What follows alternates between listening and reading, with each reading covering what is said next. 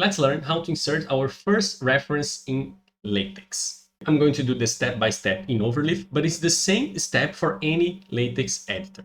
The first thing that you're going to do is come here and insert a new file of the extension .bib. You can give this file any name you want. I'm going to give my bib file and I'm going to create. Once that you have created, you can go to any index service. Here I'm going to use Google Scholar. And let's say I want references on oil price volatility. So I'm going to search. And let's say I have read this paper and I want to cite it. All I have to do is come here in Cite and click on BibTeX in the pop-up that will appear.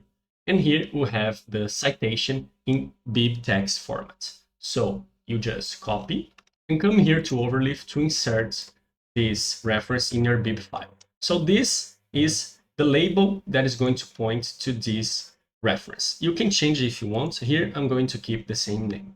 So let's go to our main text and let's type a sentence. The oil price is increasing since 2000. And let's say they want to add in here our reference. All you have to do is put the command cite. Here Overleaf already showed to us a reference that we have in our bib file. If we have more than one, it would show a list. So we put cite, our reference, period, and recompile. So here we will have our reference, but it's not working because we are missing two commands. First one is say to LaTeX the style of our bibliography. So this style, we have a long list. I'm going to use the style plain. And the second command is say to Overleaf the command bibliography to say which bib file we are going to use. Here, I'm going to use my bib file.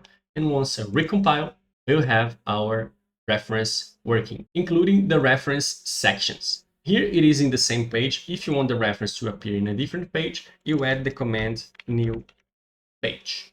And the reference will be in the second page of our document. So that's it. Choose your next video to continue learning. See you.